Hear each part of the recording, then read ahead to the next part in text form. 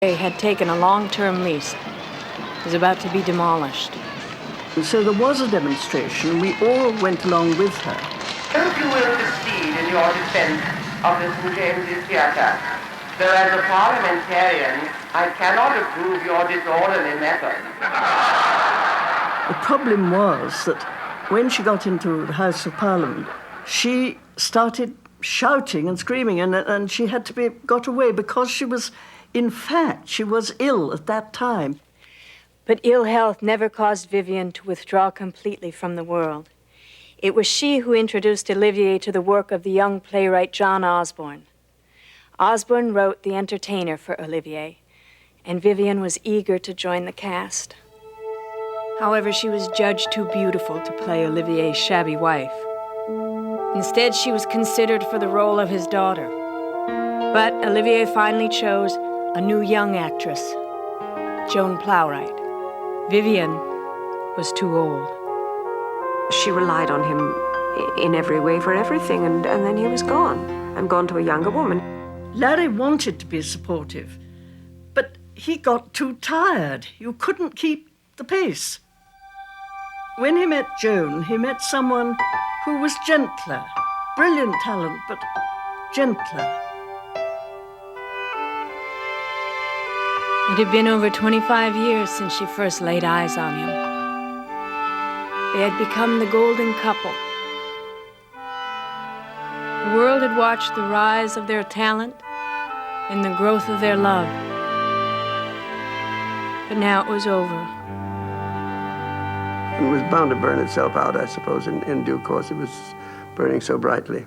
But their affection for each other never ceased, even after the romance itself had burnt itself out. And now Scarlett O'Hara captures her Atlanta again. Of course, she's Vivien.Leigh, ever charming and lovely, adding her luster to the premiere. Things would be different now for Vivien. And yet, there was always the promise of work. There was family. The birth of Suzanne's children meant she was now a grandmother. And there was Jack Merivale. She'd met Jack long before when they were playing Romeo and Juliet in New York. I think everybody was glad when they decided to live together because she was so desperately unhappy about her breakup of the marriage. And Larry would ring him up and say, ask how she was and all that, and be thankful. Well, he was thankful for Jack, of course, because it worried him terribly, and her illness worried him. But she was very tough with him because she was still in love with Olivier to the end of her life and always kept his photograph by her bed and his love letters and all that kind of thing. When she starred in another Tennessee Williams work, The Roman Spring of Mrs. Stone, Vivien's own anxieties about age and loneliness seemed to be cruelly dramatized.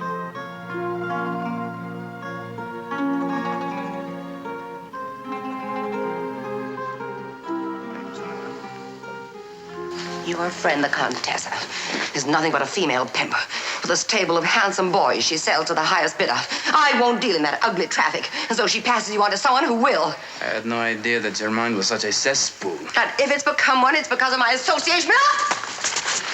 You ought to leave Rome.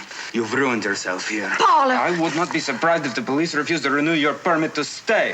Well, that's between you and the police, of course, but what I personally don't like is your dishonesty. I don't understand. I thought there was something... I demand to know... Yes, you demand a lot of things. You're so puffed up with being a great lady. For Tennessee Williams, it seemed inevitable that a woman like Mrs. Stone would finally give in to hopelessness. But not so Vivien.Leigh. In spite of continued frailty, she toured Australia in Twelfth Night. She did a musical, Tvarich, on Broadway and won a Tony Award. And in 1964, she starred in Ship of Fools, directed by Stanley Kramer. It was to be her last picture.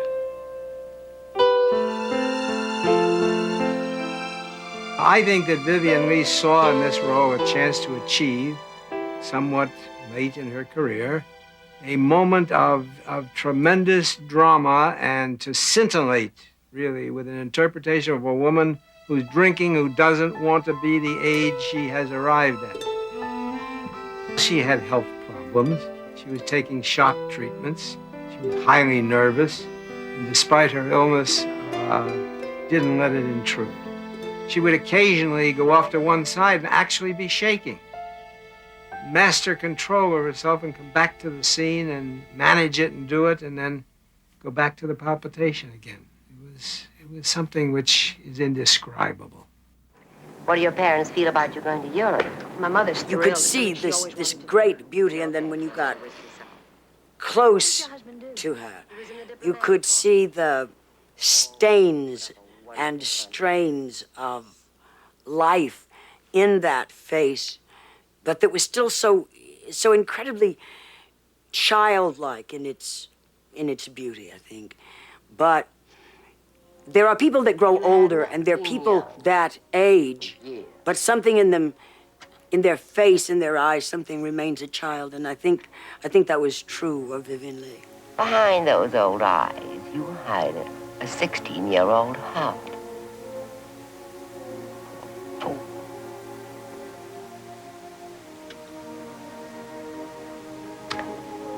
Is that what men really find attractive?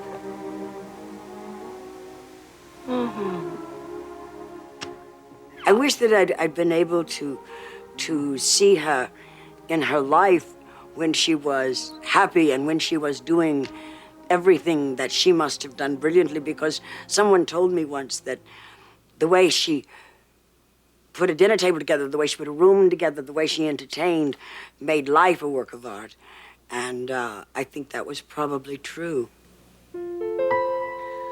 45 years earlier, there had been another long voyage by ship, one a small girl had made with her mother from India to England.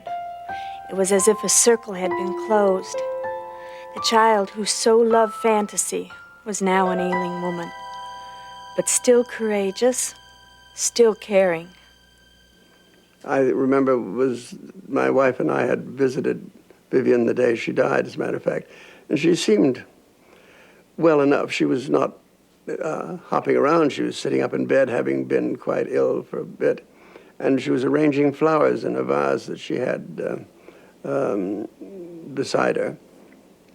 But she was interesting to talk to and sweet and the perfect hostess at the time.